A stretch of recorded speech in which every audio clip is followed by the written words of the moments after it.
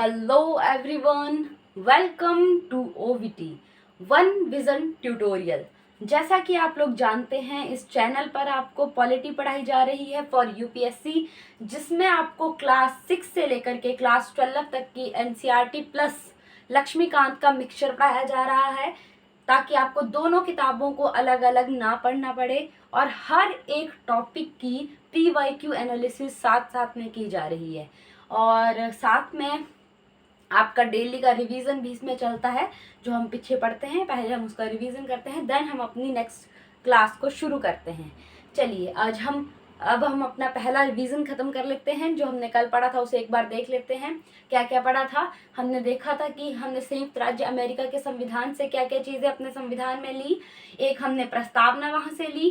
प्रस्तावना के बाद मौलिक अधिकार का कंसेप्ट हमने अमेरिका के संविधान से लिया।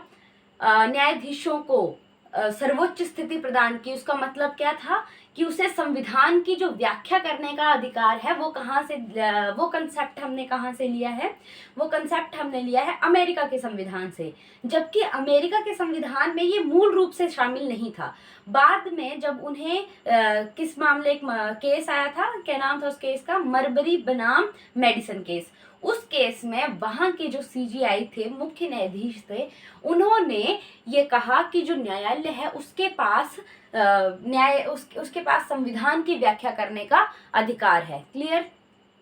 और यही चीज हमने वहां से अपने संविधान में शामिल करी। इसके बाद हमने क्या देखा और उसमें क्या शामिल किया गया था? न्याय। अब उनको जहां आप इतनी पावर दे रहे हो कि वो सरकार द्वारा बनाए गए किसी कानून को, अगर वो संविधान के मौलिक ढांचे का या बुनियाद जो मूल ढांचा है उसको कहीं ना कहीं प्रभावित करती है, तो उसको नष्ट करने की शक्ति दे रहा है, तो उसे कहीं ना कहीं कुछ ना कुछ स्वतंत्रता भी देनी चाहिए। तो जो उनकी कार्यकाल की जो सुरक्षा का जो कंसेप्ट है वो हमने कहाँ से लिया? अमेरिका के संविधान से। साथ ही और क्या लिया? संवैधानिक संशोधन में आधे से ज्यादा जो राज्य हैं उनकी सहमति होना, आधे राज्यों की जो सहमति होना अनिवार्य किया गया। ये कंसेप्ट भी हमने कहाँ से लिया? संयुक्त राज्य अमेरिका के संविधान से। ठीक है। अगला हमने कौन सा देश देखा था? कनाडा। कनाडा से हमने क्या क्या लिया? एक तो हमने वहां से लिया शक्तिशाली केंद्र वाले संघ का विचार, और साथ में कि जो हमारे राज्यपाल हैं उनकी नियुक्ति कौन करेगा? राष्ट्रपति। तो ये कंसेप्ट भी हमने कहाँ से उठाया है? ये भी हमने उठाया है कनाडा के संविधान से। और साथ में अवशिष्ट शक्तियां जो है वो केंद्र के पास होंगी। ये भी कंसेप्ट कहाँ से लिया गया है? कनाडा के संविधान से। जर्मनी के वाइमर संविधान से हमने राष्ट्रपति की जो आपातकालीन शक्तियां हैं उसमें भी क्या कि जो मौलिक अधिकारों का वो निलंबन कर सकते हैं, वो पावर्स जो हैं वो जर्मनी के संविधान से ली गई हैं। और जो बाकी और जो पावर्स हैं वो कहाँ से ली गई हैं? भारत शासन अधिनियम 1935 से। इसके अलावा और हमने कौन सा देखा था? आयरलैंड के संविधान से। तो वहां से DPSP। और मैंने एक और चीज आपको बताई थी कि आयरलैंड से आप एक और चीज याद रखना, नॉमिनेटेड। तो वहां पर मनोनीत, जो हम राज्यसभा में 12 सदस्यों को मनोनीत कर सकता है राष्ट्रपति, वो कंसेप्ट भी हमने आयरलैंड के संविधान से लिया है। लेकिन फोकस लोकसभा में जो 2 आंग्ल भारतीयों की नियुक्ति की जाती है, 2 आंग्ल भारतीयों को जो मनोनीत किया जाता है, वो कंसेप्ट जो है आयरलैंड के संविधान से नहीं लिया गया है। वो ऐतिहासिक देन है जो पीछे जो भी हमारे संविधान निर्माताओं को लगा कि ऐसा कोई प्रोविजन वहां पे जोड़ने की आवश्यकता है, तो उन्होंने वो चीज उसमें ऐड करी। क्लियर? इसके अलावा ऑस्ट्रेलिया के संविधान से समवर्ती सूची का कंसेप्ट हमने लिया, और साथ में जो न्यायाधीशों को हटाने का आधार है, अर्थात सिद्ध कदाचार एवं दुर्व्यवहार, तो वो कंसेप्ट भी हमने कहाँ से लिया? ऑस्ट्रेलिया के संविधान से। दक्षिण अफ्रीका के संविधान से हमने क्या क्या कंसेप्ट लिया? एक जो हमारे MLA हैं वो राज्यसभा के सदस्यों को जिस चुनाव प्रणाली, कौन सा कंसेप्ट है? चुनाव प्रणाली कौन सी यूज करेंगे, वो वहां से लिया है कि जो राज्यसभा के सदस्य हैं उनका जो चुनाव होगा वो किस चुनाव प्रणाली के तहत होगा, वो हमने कहां से लिया? दक्षिण अफ्रीका के संविधान से। और साथ में ही कुछ ऐसे चेंजेस हैं जो हम संविधान में जैसे साधारण कानूनों को पास करते हैं उसी प्रक्रिया से कर सकते हैं, तो वो कंसेप्ट भी हमने दक्षिण अफ्रीका के संविधान से लिया था। क्लियर? लिया है, नॉट लिया था। तो ये हम देख चुके। इसके अलावा 1935 के अधिनियम से हमने जो पीछे पड़ा सिर्फ वही है कि हमने क्या क्या लिया। एक हमने आर्टिकल नंबर जो 352 है, जो राष्ट्रपति को राज्यपातकाल लगाने की शक्ति प्रदान करता है, वो हमने 1935 के अधिनियम से लिया। ठीक है, साथ में जो है वो 1935 के अधिनियम से हमने 356 जो राष्ट्रपति शासन लगाने की जो व्यवस्था है, वो राष्ट्रपति को जो पावर मिली है, वो भी हमने 1935 के अधिनियम से ली। 1935 में जब भारत ब्रिटेन का उपनिवेश था, उस समय वो पावर वहां के वायसरॉय को दी जाती थी, और वहां से जो कंसेप्ट उठाकर अब पावर किसको दे दी गई, राष्ट्रपति को दे दी गई। क्लियर है। इसके बाद और वहां पर जो है वो हमने ये देखा कि साथ में भारत शासन अधिनियम से हमने राज्यों में जो द्विसदनीय विधानमंडल है, मतलब एक विधानसभा और एक विधान परिषद, तो ये कंसेप्ट भी हमने कहाँ से लिया है, 1935 के भारत शासन अधिनियम से। और एक और चीज देखी थी कि केंद्र और राज्यों के बीच जो शक्तियों का बंटवारा किया है, कैसे किया है, अलग अलग विषय दे दिए हैं।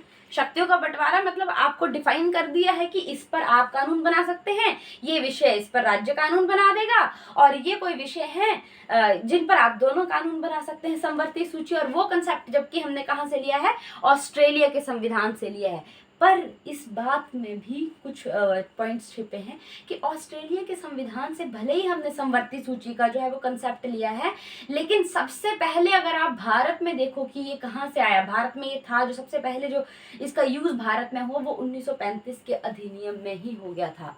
पर जब ये संविधान बना तो इस कंसेप्ट को जोड़ने के लिए, इसके लिए जो है वो संविधान निर्माता ऑस्ट्रेलिया के संविधान से प्रभावित थे।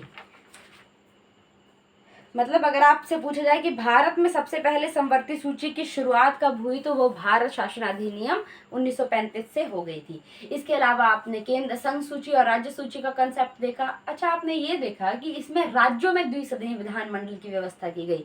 तो केंद्र में द्विसदनीय विधानमंडल की व्यवस्था किसने की थी, वो की थी आपके भारत शासन अधिनियम 1919 ने। भारत शासन अधिनियम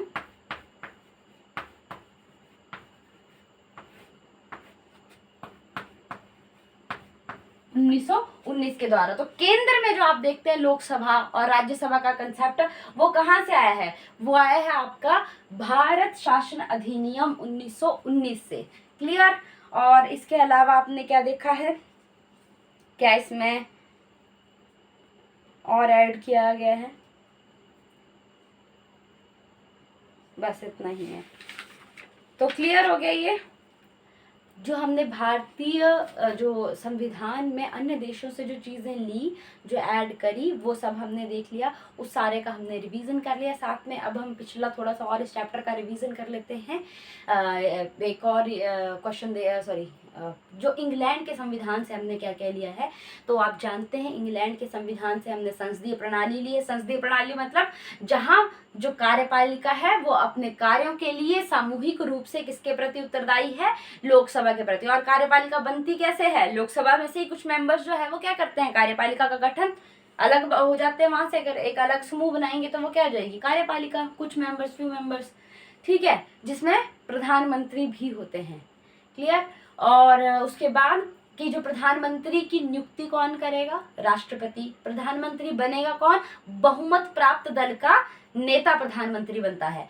तो वो फैक्ट भी हमने कहाँ से लिया, ब्रिटेन से लिया। डिफरेंस इसका क्लियर है कि वहां पर प्रधानमंत्री को निम्न सदन का सदस्य होना जरूरी है।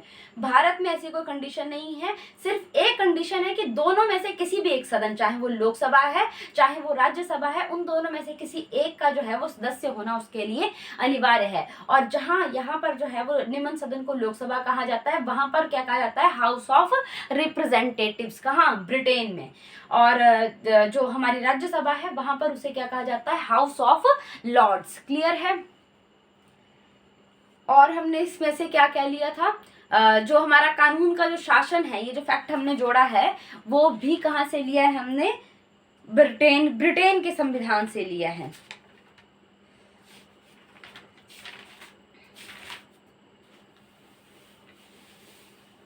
ठीक है। और साथ में नाम मात्र का मुखिया उसको बनाया गया राष्ट्रपति को। वहां पर कौन है राष्ट्रपति की जगह? महाराजा या महारानी। ब्रिटेन का जो ताज है वही महाराजा हो सकता है, महारानी हो सकती है। उनको नाम मात्र की शक्तियां प्राप्त है और वास्तविक शक्तियां प्रधानमंत्री के पास है। तो वैसा इफेक्ट यहाँ पर भी आपको देखने को मिलता है। अगर मेंस में आपसे कहीं ना कहीं पर जो है वो पॉइंट ऑफ सिमिलर पॉइंट्स पूछे जाएंगे तो भी आप लिख सकते हैं, चाहे कोई भी देश हो। और अगर डिफर पॉइंट्स पूछे गए हैं कि वहां से और यहाँ के संविधान में उन्हीं चीजों को लेकर के क्या डिफरेंस है, तो वो भी आप एड ऑन कर सकते हो, उस पर भी अब आप क्वेश्चन लिख सकते हो। क्लियर? चलिए आज हम थोड़े से क्वेश्चन करेंगे जो इसके इस चैप्टर के बेस पर जो है वो 3 क्वेश्चन है। मैंने जितना प्रीवियस ईयर क्वेश्चन निकाल कर देखे उसमें तो मुझे यही लगा कि 3 ही क्वेश्चन जो हैं जो अभी तक जो है वो पूछे जा चुके हैं इस कंसेप्ट पर। लेकिन भविष्य में यहाँ से प्रश्न पूछने की पूरी संभावना है, क्योंकि यूपीएससी अनप्रेडिक्टेबल है। अगर आप ये सोचते हैं कि आप पहले से मतलब इस एरिया से ही डालेगा, तो वैसा नहीं है। ठीक है, वो कहीं से भी कोई भी क्वेश्चन डाल सकता है। तो हम अपनी तैयारी को पूरी तरह से मजबूत करते हुए चलेंगे। और कुछ क्वेश्चंस मैंने अपनी तरफ से बनाए हैं, तो उन्हें भी आज हम क्लियर करेंगे। ठीक है, तो सबसे पहले तो मैं प्रश्न लिख देती हूँ और फिर उन्हें सॉल्व करना, कैसे सॉल्व करना है वो देखते हैं। पहले जो पूछे गए हैं वो क्वेश्चन लिखते हैं। ठीक है, अब ईयर नहीं मैं बता रही हूँ कि कब कब आए थे, बस मैं सीधा क्वेश्चन लिख रही हूँ। आपको ये क्वेश्चन आया था मैच द फॉलोइंग के रूप में। 2 सूचियां दी गई थी, एक सूची 1 यहाँ दी गई थी और सूची 2 यहाँ दी गई थी। और आपके सामने जो है वो ऑप्शंस लगा दी गई थी और आपसे पूछा गया था कि इनमें से कितनी ऑप्शन जो है वो, कितने कथन जो है वो सही हैं। ठीक है, तो यहाँ पर पहली ऑप्शन थी राज्य के नीति निर्देशक तत्व। राज्य के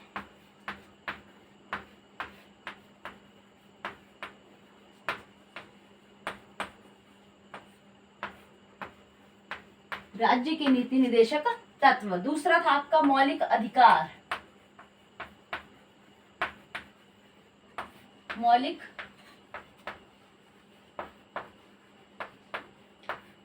अधिकार समवर्ती सूची।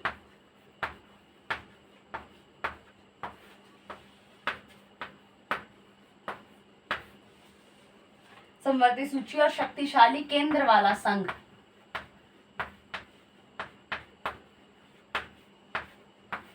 शक्तिशाली केंद्र वाला संघ। अगर यहाँ पर आपको थोड़ा सा बोरिंग लग रहा है तो आप इसको 2x पर करके भी आगे बढ़ा सकते हो, जहां तक ये क्वेश्चन लिखा जाएगा वहां तक। ठीक है, आयरलैंड, इसके सामने आपको ऑप्शन दी गई थी आयरलैंड। इसका मतलब है कि आपको देश दे रखे हैं कि कौन से संविधान ये फैक्टर जो है हमने यहाँ से लिया है। ठीक है, यहाँ पर आपको दे रखा था कनाडा और यहाँ पर आपको दे रखा था ऑस्ट्रेलिया।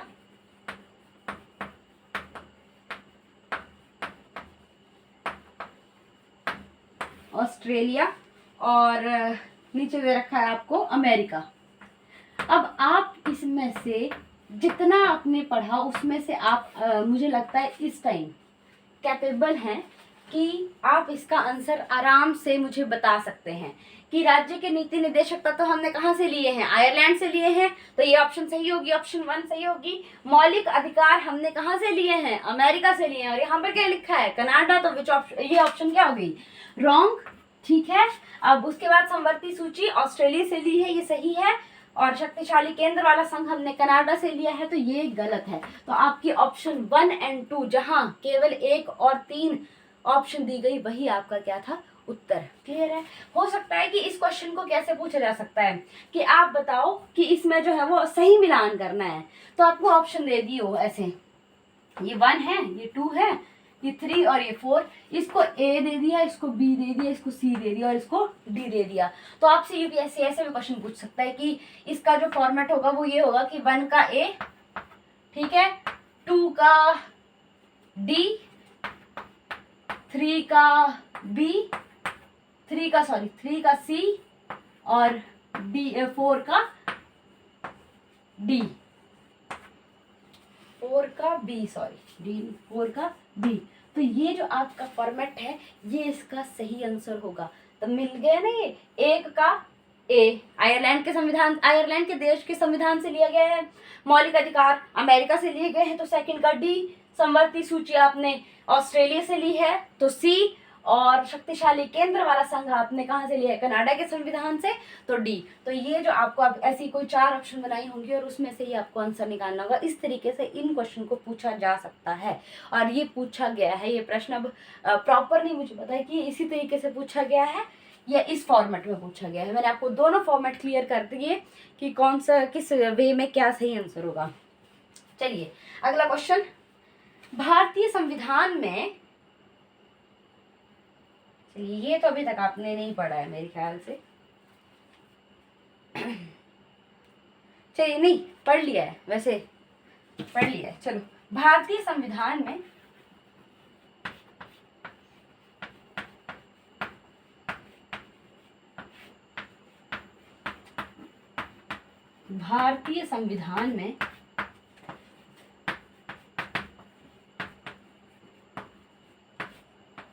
कानून के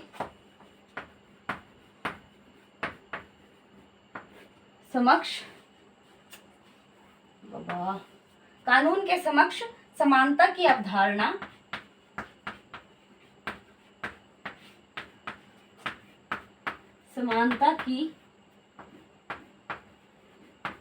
अवधारणा किस देश से ली गई है? किस देश से ली गई है? आपको 4 ऑप्शन दी गई थी इसमें। एक है आपका अमेरिका,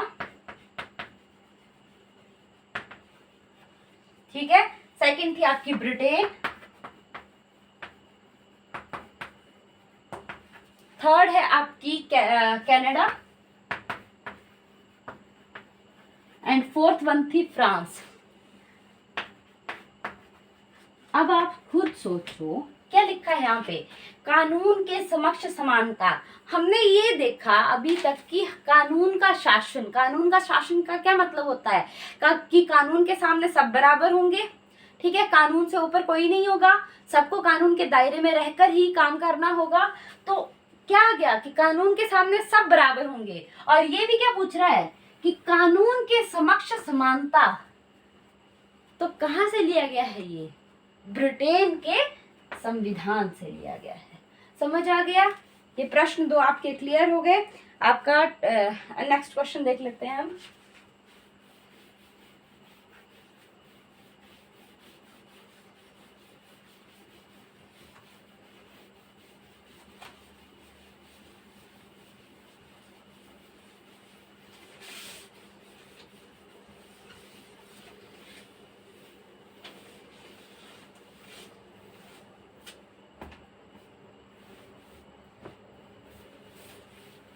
चलिए नेक्स्ट देखते हैं अब।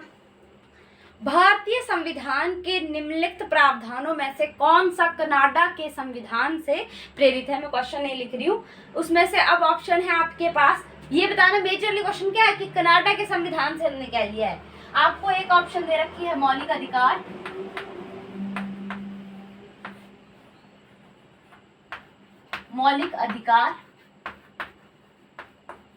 कनाडा के संविधान से।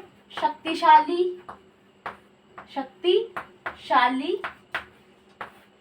केंद्र वाला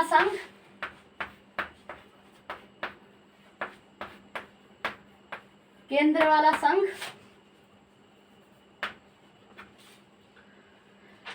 आपके डीपीएसपी राज्य के नीति निदेशक तत्व, या फिर संसदीय शासन प्रणाली, पार्लियामेंट्री सिस्टम, संसदीय शासन प्रणाली।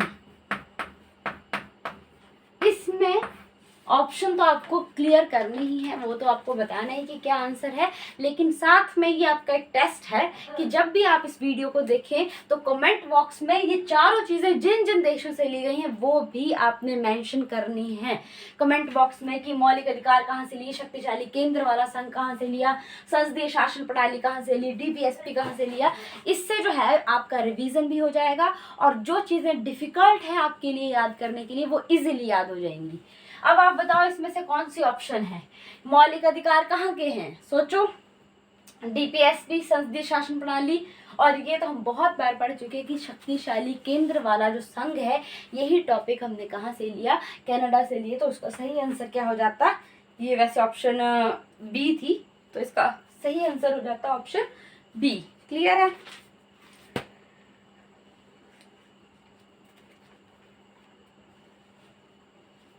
चलिए नेक्स्ट क्वेश्चन है आपका कि भारत के संविधान में, भारत के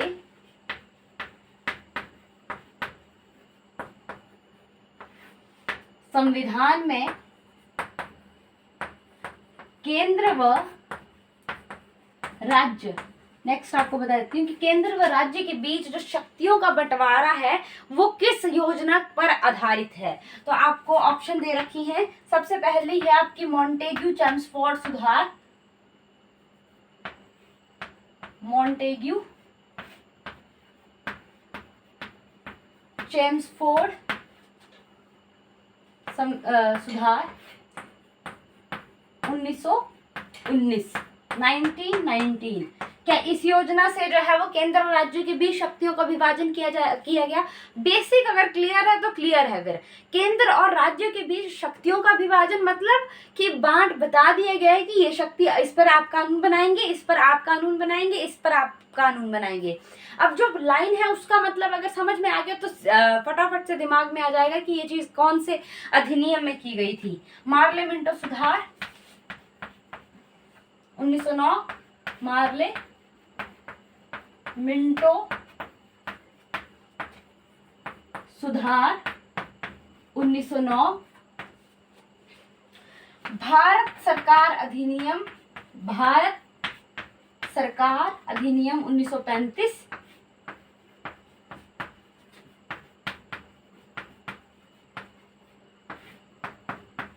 1935 या फिर भारतीय स्वतंत्रता अधिनियम 1947।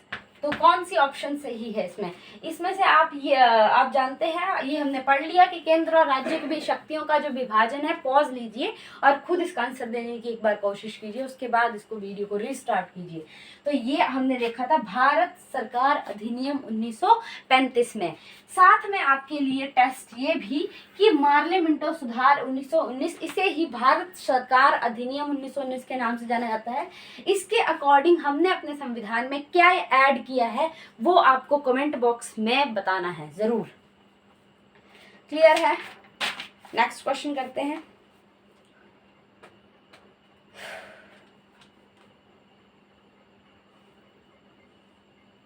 ठीक है, नेक्स्ट है आपका, चलिए अगला क्वेश्चन।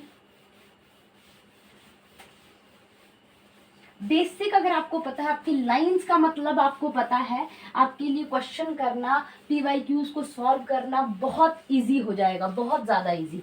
और जितने ज़्यादा पीवाईक्यू लगेंगे, जितने ज़्यादा आप पीवाईक्यू सॉल्व करेंगे, चाहे वो खुद से बना करके कर रहे हैं, चाहे वो जेमिनाई या गूगल या ऐसी जैसी चीज़ों का यूज़ करके कर रहे हैं, या सिर्फ इन क्लासेस में भी अगर आप आकर के जो पीवाईक्यू सॉल्व कर रहे हैं वो भी आपके रिवीजन को और स्ट्रॉन्ग बनाएंगे और आपको पेपर में क्वेश्चंस को सॉल्व करने में बहुत ज़्यादा हेल्प करेंगे। चलिए अगला क्वेश्चन है, आपको दे रखा है। अच्छा, ये एक चीज नहीं हो जाएगी आपके लिए, 3 ऑप्शन दे रखी हैं आपको, ठीक है। और आपसे पूछा है कि कितने जो है इसमें से सही सुमेलित हैं, मतलब कितने हैं जिन इनमें से जो सही रूप से एक दूसरे से मिलाए गए हैं। तो एक है आपका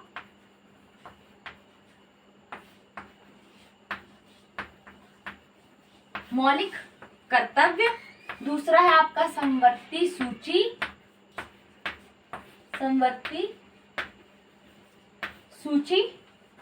तीसरा है आपका नीति निदेशक तत्व।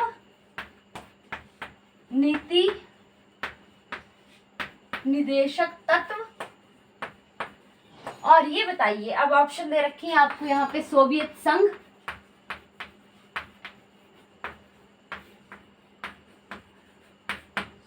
संघ है, ऑस्ट्रेलिया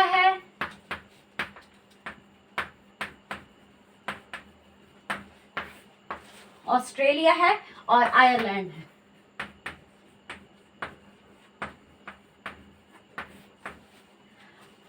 एक बात बताओ, अच्छा ठीक है, पहले तो आप इसको अटेम्प्ट करने की कोशिश करना, ठीक है।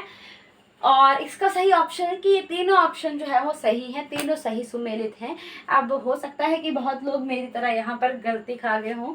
कैसे? मौलिक अधिकार नहीं बोला है, मौलिक कर्तव्य बोला है, which is a different thing. Fundamental rights और फंडामेंटल ड्यूटीज दोनों अलग हैं, दोनों में बहुत बड़ा अंतर है।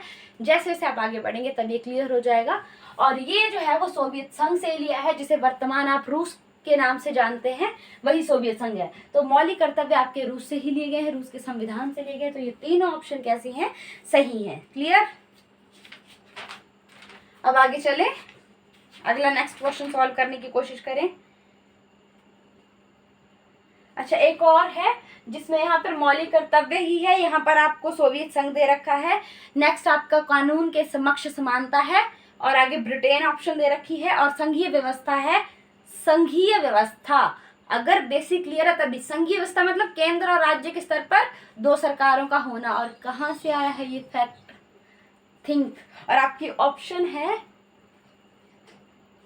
आपकी कनाडा, कनाडा, ठीक है। तो अब आपने सोचना है ये कि कहाँ से ये फैक्ट लाया गया है और क्या ये सही है या नहीं। और इसे जो है वो कमेंट बॉक्स में, ये तीनों ऑप्शन जो है वो सही है या नहीं, ये कमेंट बॉक्स में ज़रूर बताएं। मैं आपको वहाँ ज़रूर बताऊंगी कि आपका आंसर सही है या गलत। चलिए नेक्स्ट क्वेश्चन। नेक्स्ट है आपका कि भारतीय संविधान में आपको दो कथन दिए गए हैं और आपको बताना है कि इनमें से कितने सही हैं। भारतीय संविधान में, कथन ही लिख रही हूँ मैं सिर्फ, भारतीय संविधान में जो आपकी संसदीय प्रणाली है, इनका कहने का मतलब है जो आपने पार्लियामेंट्री सिस्टम लिया है, इनके अकॉर्डिंग ये कह रहे हैं कि वो आपने ब्रिटेन के संविधान से लिया है। ब्रिटेन मतलब इंग्लैंड के संविधान से लिया है। तो क्या ये सही है? दूसरा इन्होंने बोला है कि जो मौलिक अधिकारों की अवधारणा अमेरिका के संविधान से ली गई है। मौलिक अधिकारों की अवधारणा कहाँ से ली गई है? अमेरिका के संविधान से। तो क्या ये दोनों कथन सही हैं? बिल्कुल सही है, दोनों कथन क्या है? बिल्कुल सही। क्लियर? तो ये आपके PYQs थे, इसमें जो जो पीछे पूछे गए वो भी, और साथ में हमने और भी चीज़ें ऐड कर ली। कुछ क्वेश्चंस मैं अपनी तरफ से पूछ लेती हूँ, और जब भी आप इस वीडियो को देखें तो प्लीज़ इनका आंसर दें, चाहे खुद को ही दें पर दें ज़रूर, ठीक है। तो आपसे नॉर्मली पूछ लेते हैं कि जो राज्यसभा में 12 सदस्यों को मनोनीत किया जाता है, आपका प्रश्न नंबर 1 है ये, कि राज्यसभा में जो 12 सदस्यों को मनोनीत किया जाता है, ये हमने किस देश से लिया है, किस देश के संविधान से हमने ये चीज़ अपने संविधान में ऐड करी। और साथ में आपको बताना है कि जो राज्यपालों की जो नियुक्ति की प्रक्रिया है वो हमने किस देश के संविधान से ली। और साथ में जो राष्ट्रपति को आपातकाल की शक्तियां दी गई हैं 352 और 356 आर्टिकल में, वो किस योजना या किसके द्वारा दी गई। और साथ में आपके DPSP जो है वो, अब तो ये तो याद ही, DPSP समवर्ती सूची हो गई, शक्तिशाली संघ वाला केंद्र। अब वही देखो, शक्तिशाली संघ वाला केंद्र, संघीय व्यवस्था। आप सोचना अपने जो भी जितना आपने पीछे पढ़ा है उसके अकॉर्डिंग सोचना कि क्या वो सही है या नहीं है, ठीक है। चलिए, तो यहाँ पर आपका चैप्टर जो है वो खत्म हो जाता है, ये भारतीय संविधान के स्रोत। इसमें PYQs आपके हर एक जो भी ज़रूरी थे वो हमने कर लिए, और साथ में आपका रिवीजन भी इसका कंप्लीट है। भारतीय संविधान के जो संविधान का जो निर्माण है उसको भी आप एक बार ज़रूर देखें कि संविधान क्या है, संवैधानिक सरकार क्या होती है, जहाँ से बड़ी बार आपसे क्वेश्चन पूछा गया है UPSC प्रीलिम्स में। और मेजरली और कौन सा पोर्शन है उसमें, जो संविधान सभा है, संविधान सभा का मेन, उसके बारे में जो आपने देखा कि अप्रत्यक्ष रूप से चुनी गई थी, सांप्रदायिक चुनाव प्रणाली के आधार पर उसका चुनाव किया गया था, वो हर एक पॉइंट जो है वो क्लियर करे। एंड अगर आपको ये सेशन अच्छा लगा हो और आपको ये कहीं ना कहीं ऐसा लगा हो कि आपके एग्ज़ाम के पॉइंट ऑफ व्यू से आपके लिए बहुत ज़्यादा हेल्पफुल रहा है, so please do like, share and subscribe this channel so that कि हर एक बच्चा अपने घर पर बैठकर जो है वो इस वीडियो को देख सके, फ्री में इसका जो है वो इसका फ़ायदा उठा सके और अपनी पढ़ाई को सही ढंग से चला सके। Thank you so much, thanks for the watching.